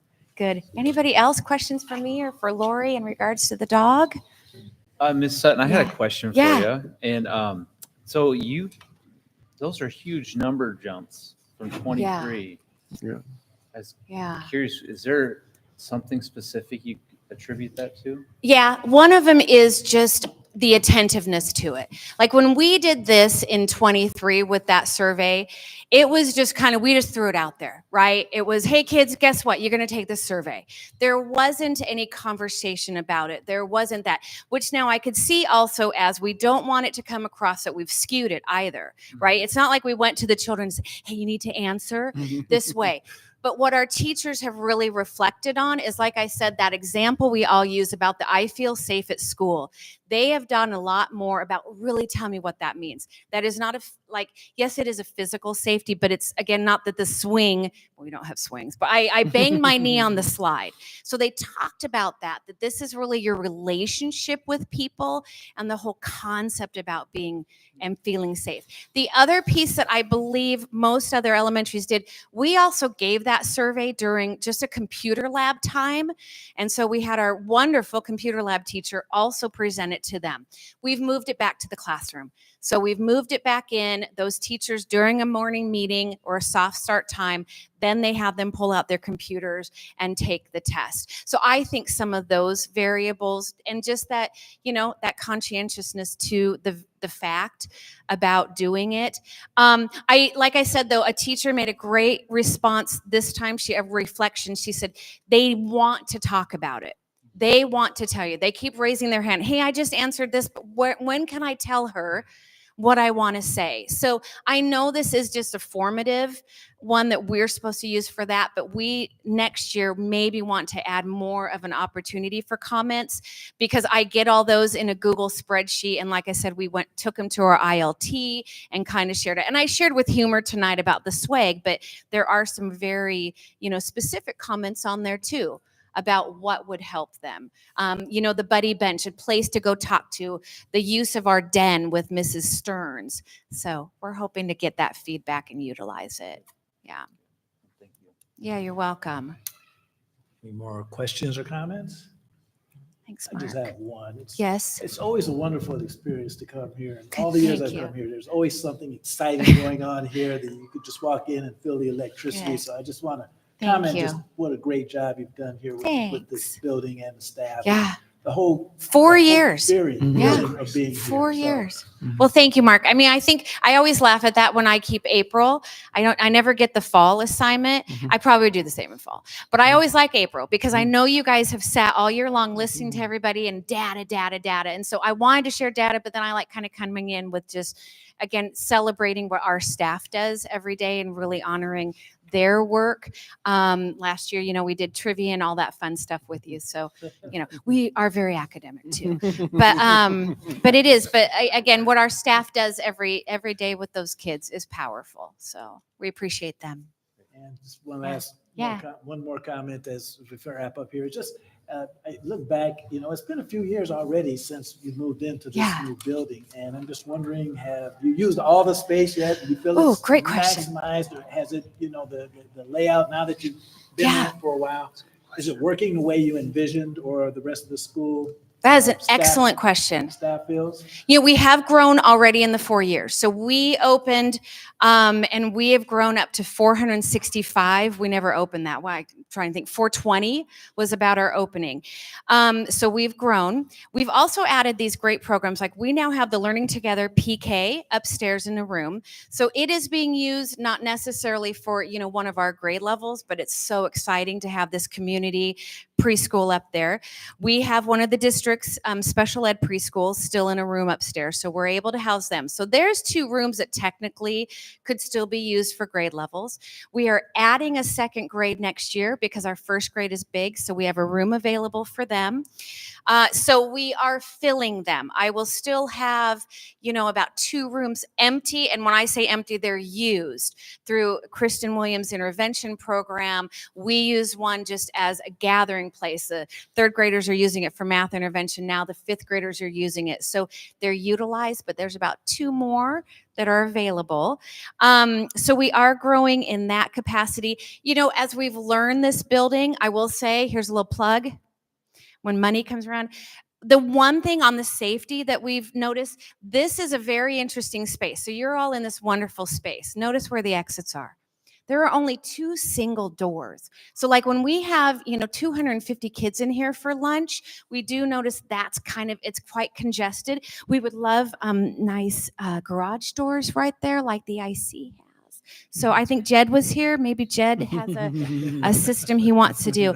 But other than that, the thing that, again, Lori might speak to this, and Kristen, we were very concerned about having 2 floors. We came from that little school. right? Some of you came from that tiny little school. And so we were very concerned about being disconnected. And I think the first year you guys may have still been a little bit, it was very intentional to get upstairs. It's very intentional. I got to go upstairs, got to go upstairs. Our older kids are up there. But I'm hoping, we always invite our little kids to go up, go see it. And some of them walk up there, I've never been up here before, right? We had a wonderful family join us just in the last 2 weeks from Mountain View. And I took those boys on the tour, and their eyes were just like, and it wasn't anything different than Mountain View besides the size. They were just like the size. How do I get upstairs? Do I get to ride the elevator? All those things. But our kids are used to it. We don't lose anybody. Our playground is large, and the grass out there is really well maintained. So we're enjoying it. But yeah, we're filling. Yeah, I think 420 we're about 465 now. And looking higher next year. So I don't think we'll top off at 500, but we're getting close. So Well, thank you. That's thank you. fantastic No, it's an excellent information. question. I appreciate that. And the cafeteria, right? That was the biggest thing. So I thank remember you. the other space. Yeah, I know. Don't you all? I'm glad to see it. Don't you all? All right. Well, thank you, gentlemen, for you. tonight. Very good. Thank you. All right, next on the agenda, we'll go to public comment of non-discussion agenda items. Let me see here, there's a statement, I think. I can get that back up. All right, do we have a list of any? First, I should ask that. No, no one has signed up for public comment. No one, okay. Then, all right, then we'll just go right on by that one. Mhm. Approval of consent agenda, there are several items there, items A through quite a few of them, I believe. If there's anything in there that anyone wants to pull out and discuss individually, otherwise, if not, I will entertain a motion to approve the consent agenda as presented. So moved. All right, we have a motion to approve the consent agenda as presented. We'll go ahead and vote. All those in favor signify by saying aye. Aye. Opposed, same sign. Motion carries 5-0. Moving on to item 9, discussion items, public hearing, Title 6. Title 6, yes. Did I skip something? Nope, you're right there. Public hearing, Title 6, Native American Education, 25-26 activities. Anything you want to share, Dr. Finch? Yes, so this is an opportunity here for Geraldine Ashbaugh, our Director of State and Federal Programs, to update the board on Title VI, which is education for Native American and Alaska Native students. And she's been working closely with the parent group. She'll share what the activities were for this past year and what the proposed activities are for the upcoming school year. And then after some time for discussion with the board, then we do need to open for public comment and have a public hearing. That's a part of the application process for Title VI funds. Title VI, again, are federal funds that support our students that are Native American and Alaska Native. So Geraldine's here and she's going to give just a brief overview. Yes, I'm used to doing a formal presentation, so I hope I do this right. Geraldine Ashbaugh, Director of State and Federal Programs, here on behalf of our Title VI Native Ed program. I'm really excited about it. I was talking with Dr. Finch the other day, and I was like, well, it's very exciting because, last year was the first year we ever did this. He goes, actually, I think we did it years ago, but it's the first year that I ever remember that we had Title VI programming. So, but it is something that he and I had talked about for a couple of years prior to me actually doing the application. So I was very excited about this work and just improving the awareness around and the enrichment for our Native American and Alaskan Native students. So the application process does require you to work very closely with a parent advisory committee. So we call it the NAPAC, Native American Parent Advisory Committee. And these goals are their goals. We do not choose the goals. We have good conversation around, actually we facilitated a community cafe. Minerva Pardo helped us with that. And really like what's going well for their students and what's not going well. And if you had a magic wand, what would you change? And so we have had really good conversation with our Native American families in kind of like a general assembly setting. So everyone is welcome to be part of that conversation. And from that, in the first year for the 24-25 school year, we came up with the 4 goals. increase cultural awareness, increase relationship building, increase community representation, and provide cultural enrichment for our Native American and Alaskan Native students. This year, again, being our first year and just trying to make those things happen. We've created a Remind group with all of our Title VI qualifying families. And so we do share out with them things like the Chopinish Powwow, things that they may be interested in attending. We have a couple other opportunities to put on the calendar, different cultural occasions that might benefit everyone, you know, really increasing that awareness around celebrations and awareness within the Native culture. Let me think what else. So the big thing for us this year was family nights. One of their main goals was to increase, or an activity was to increase parental engagement. And of course, you see that enrichment of our Native cultures. And so we decided this first year, we're going to start with family nights. We scheduled 5 family nights. We had our 4th one last night. We were weaving baskets last night. So cultural awareness included Native language instruction and cultural arts. And so we contracted out with tribal members and they did the leading of and facilitation of those activities. So it's been really, really great bringing some families together. And actually, I think the biggest, what's going really well is we had Native families who said, you know what, I feel like I belong here and I don't look Native and I'm here and it's okay that I don't look Native. I loved that, right? Because you don't know, right? So really an opportunity for a sense of belonging for our families. We've made arrowhead necklaces. We've done some pottery. We did, what else did we do? Oh, yes, we made some drums. So lots of cool things. We've done that work.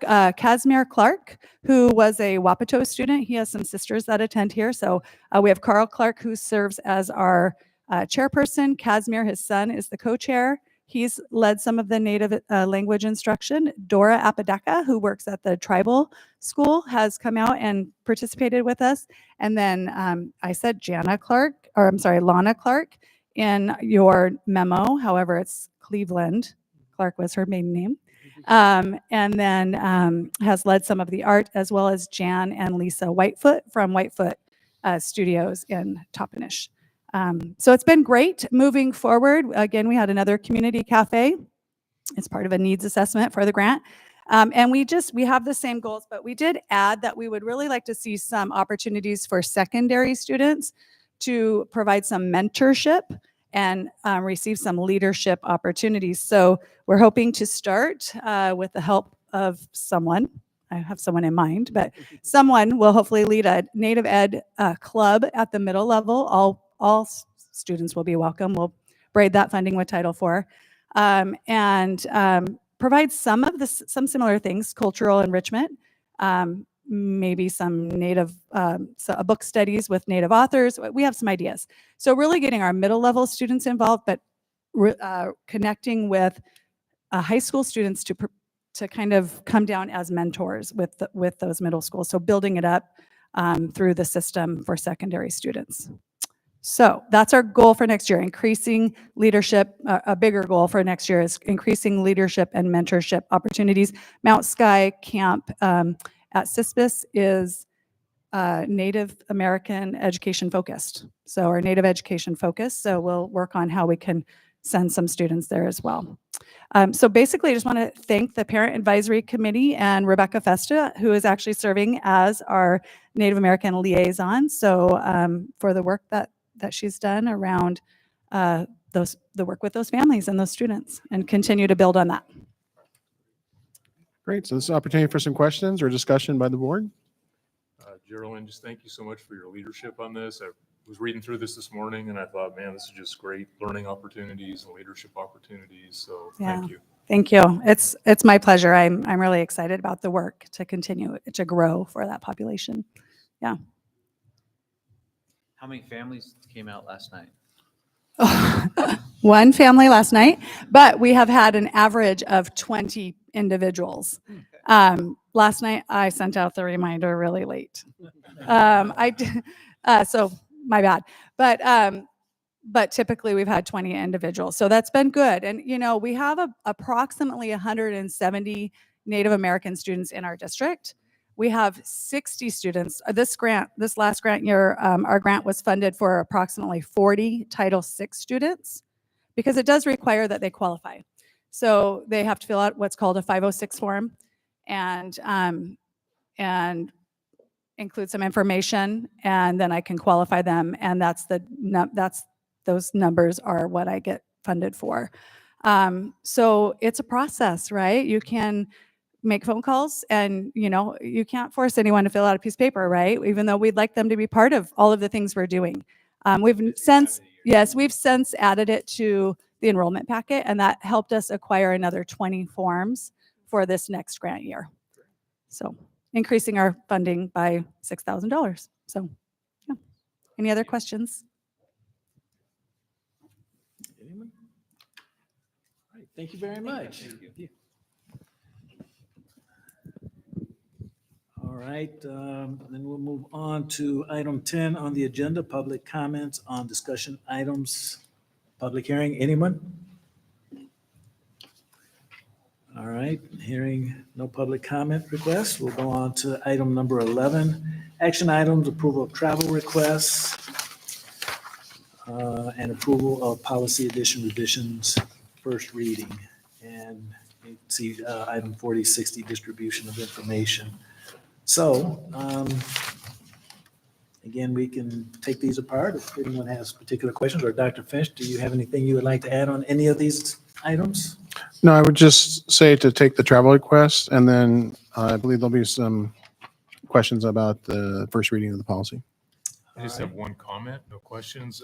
That Instructional Leadership Institute that Yes. you'll be attending, I was reading over that. That looks fantastic. Yeah. And I'm really looking forward to hearing a report when you get back. Yeah, thank you. Yeah, we've It used looks really good. Principal Cavelli as a book study for our administrative team, and we've actually used it for one of our book studies we do with our staff during the school year. So looking forward to being able to interact with him. He was a keynote speaker at the AWSP WASA Summer Conference a couple of years ago, so looking forward to that. Also, there's no cost to the district for that. Through my work with AASA as a co-leader for the ASA Early Learning cohort, they're providing some transportation costs for me there. Okay. If there are no further comments or questions, I guess we should go ahead and take a vote. Well, hold on. We need to make a motion to approve the travel requests. I'll make a motion to approve all 3 travel requests. Thank you. Pardon All me. right. I was coming to that, but you beat me to the punch. It's all right. Okay, we have a motion to approve the travel request, so we'll go ahead and take a vote. All those in favor signify by saying aye. Aye. Opposed, same sign. Motion carries 5-0. All right, now we have the approval of policy addition revisions, first reading. Again, Dr. Finch, any information you wish to share with us on this? Well, I'll just share that it came to my attention that we actually do have some partnerships with commercial businesses such as photography, or at the high school, Jostens is a commercial business. And so, and even we were talking about like the Scholastic Book Fair, that's a commercial business as well. So we really do need to take a look at our policy here about distribution of information and make a provision there that there could be some exceptions to this. Right now, it does not. Our policy doesn't allow for distribution of information about with a commercial policy, commercial business. So I wanted to craft some language that would provide direction that the board would allow the superintendent on a case-by-case basis to allow for distribution of information from a commercial business for a business that partners with the school district. Prior to the board meeting, Michael Thorner actually had some questions about that. So go ahead and have Michael share. Yeah, so as I was sharing with Dr. Finch, clearly we need to update the policy to allow, because there are some legitimate commercial businesses that we have relationships with, you know, Scholastic Book Fair, Jostens, the company that does the school pictures. So those are obviously not nonprofit organizations or commercial entities. And so the policy needs to be updated. My concerns are as follows. One, and I don't have great language back, but just the statement, exceptions may be granted by the superintendent on a case-by-case basis for commercial businesses that partner with the school district.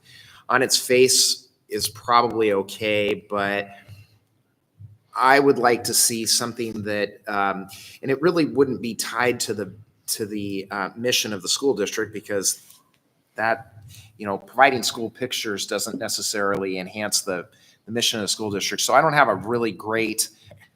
Maybe it doesn't oppose the Well, mission? yeah, maybe I don't think that's it either. I don't have great language, but I think this is a bit of a free for all the way that it's currently. It's not going to stop me from voting in the first reads, but I'd like to see that language tailored. Secondly, I'd like to see an update to the superintendent's procedures, because the procedures to 4060, which are not part of the packet, are really going to need to be overhauled in light of the fact of this. And then my final concern is distribution of information. And I'm not quite sure that it falls in line with this policy, but obviously we live in the electronic age. It wouldn't be, I don't think, inappropriate for the school district to provide email addresses of our parents to say, hey, we're going to take pictures at school. Here's the flyer on that, but it comes out electronically, as opposed to like when we were going to school and it was sent home. What I do have a problem with, however, is putting some restrictions on the company that we provide that information, that they certify to us in writing that they will not sell nor distribute the email addresses that we provide for that limited purpose and that limited purpose only. Beyond that. Now, that isn't quite this policy. I think there's another policy that addresses this, but I think it all ties together. I think that we need to be practical about this. I think that there's a right way to do this, but I'm also very sensitive about once information about our students and families leaves our custody and control, we need some contractual assurances that the materials are being utilized in a proper manner. And I don't think that's an unreasonable thing for these businesses, and frankly, anybody that we're providing that information to. Thank you.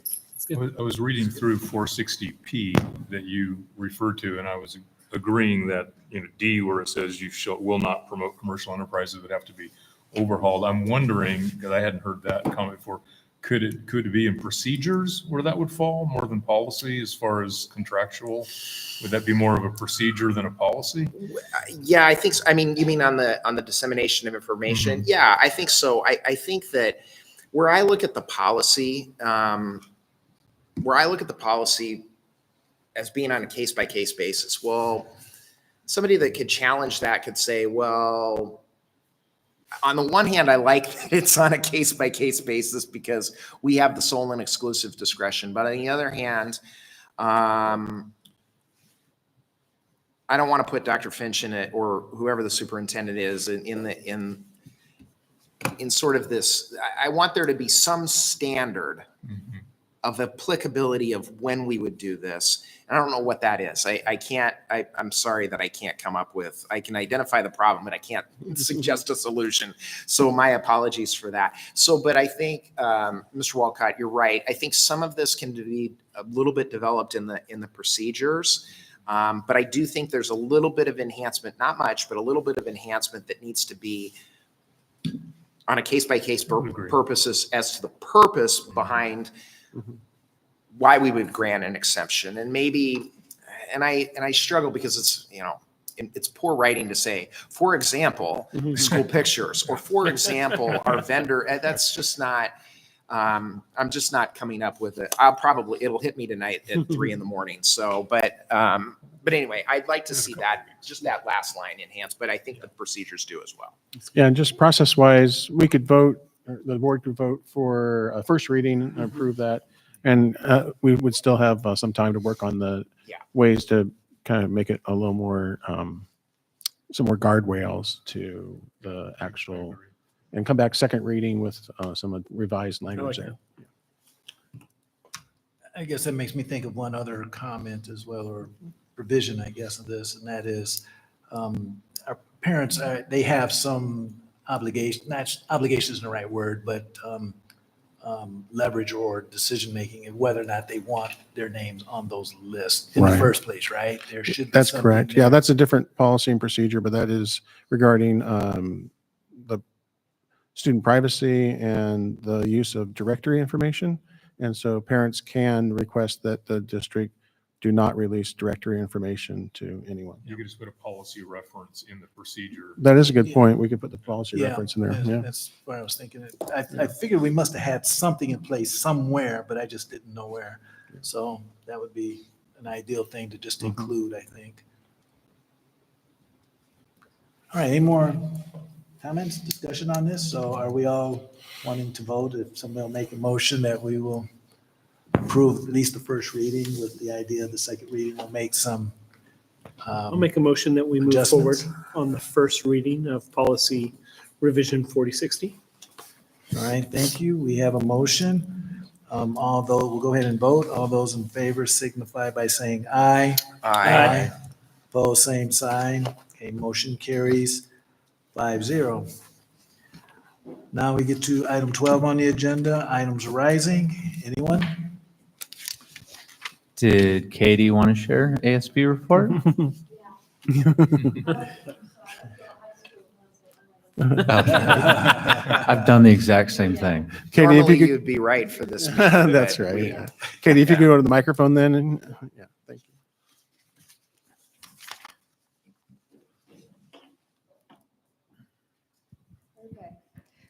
Spring sports are well underway, so make sure to catch all games and matches this next month. Rams on the Red Carpet have finished off their fundraising efforts for the YWCA for this year, and their big finale on April 7th. Oh, with their big finale on April 17th.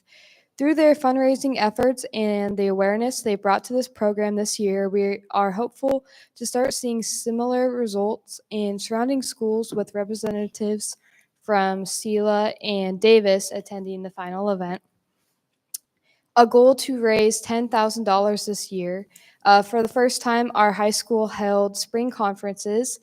This was a success with every student creating a portfolio showcasing their best work from this semester. The high school ASB hosted a talent show on Wednesday, March 26th at 6:30 in the high school auditorium. Thank you to all of our amazing participants and judges from the audience. Seniors got their graduation orders on Friday, April 18th. Make sure to mark your calendars for June 6th because graduation is right around the corner. JROTC came back from nationals with trophies. Leadership class continues to organize send-offs for state and nationals. We also have the pep band usually available to add the fight song to the celebration. This is a fun tradition that we all do, get out a little bit early. Mark your calendars for April 24th, 6 p.m. We will be hosting a multicultural celebration in the Commons. I think they have good food there too, if I remember last year. So, seniors are getting information regarding tickets for prom, graduation, and their grad party. The end of the year is right around the corner. Prom is coming up on May 3rd. The bachelorette will be June 5th, 7 p.m., and graduation will be June 6th, 7 p.m. May 14th, our National Honor Society will be hosting a blood drive for the Red Cross, so make sure to sign up to save some lives. Our MECA students have been hard at work preparing for the high school's annual Cinco de Mayo assembly. We can't wait to see what they have in store. That's a really fun assembly to go to. Stamp testing is coming up, so please be sure to finish your registration for those. I don't know if that's supposed to be. ASB is planning more fun, silly school-wide activities to get us through these long weeks and testing. They are simple, like hiding rubber ducks around the school, and you get a reward if you find them. Touch of Class is May 14th, and Senior Breakfast is May 7th. ASB is planning Rambapalooza, a festival with outdoor games and music. And that is all I have. That's good. Thank you. Yeah. Thank you. All right, anything else for items arising? Anyone? All right, reports. Yep, enrollment report, safety report, and travel log were in the board packet. Okay. Superintendent's report.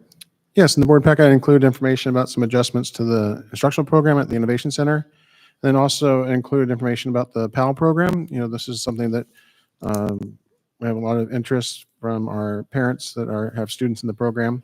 So just wanted to share that the district has begun the process to identify and post open teaching positions for the 25-26 school year. Open positions occur when a teacher retires, resigns, separates from the district, when a teacher leaves to take a leave of absence, or when a teacher moves to an open position within their school or within the district. So once the process has been completed, the 2 teachers for the multi-age classes for the 25-26 school year for the PAL program will be identified, and they will be supported with professional development, release time, and work time in the summer to plan for the multi-age classes. I'm grateful for the commitment of our highly capable coordinator, Wendy Clark, to ensure that the PAL program will be a high-quality experience for our students in the upcoming school year. Wendy has communicated to me that she is committed to providing ongoing support for the teachers throughout the upcoming school year by providing ongoing professional development and co-planning with the teachers with a focus on project-based learning. That concludes the superintendent's report. All right, thank you, Dr. Finch. Next, item 15, board reports, board development. Anyone? All right, that brings us to the end of our meeting, and we will officially adjourn at 8 p.m. again, Tuesday, April 22nd. Thank all of you for attending tonight's meeting. Perfect timing.